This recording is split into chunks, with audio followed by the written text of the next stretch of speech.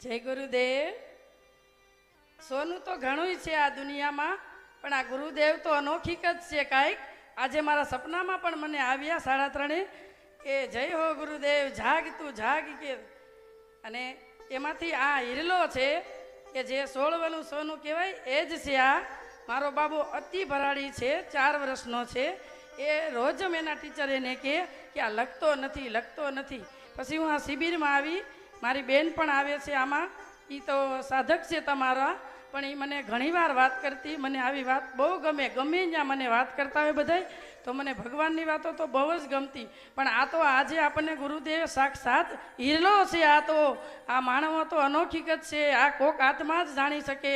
દેવો ગુરુદેવો ઘણા પણ આ છે, પણ આ તો અનોખીક જ છે. મારા સપનામાં આજે મને અનુભૂતિ થઈ કે ગુરુદેવ, ઓહો આ તો ગુરુદેવ જ છે, સાક્ષાત બ્રહ્મ છે આ તો ગુરુદેવ. જય હો ગુરુદેવ. એ બાબો મારો લખતો નહોતો, એના ટીચર એમ કહેતા. પછી મેં કીધું ગુરુદેવ હવે તમે જ કાંક કરો. તો આજે 5 લખવા માંડ્યો સુધી, 1 2 3 4 ને 5 સુધી. તો મને એને કીધું એના ટીચર, એ કે તમારો બાબો લખતો નહોતો, શાંતિથી બેસતો હતો અને આમ કાંઈક કરતો હતો, એ કે હવે કેમ લખવા માંડ્યો. મેં કીધું મેં મારા ગુરુ ચરણમાં બધું વંદન કરી દીધું. ગુરુદેવ તમે જ આને ઉદ્ધાર કરજો હવે. જય હો ગુરુદેવ, જય. Last okay.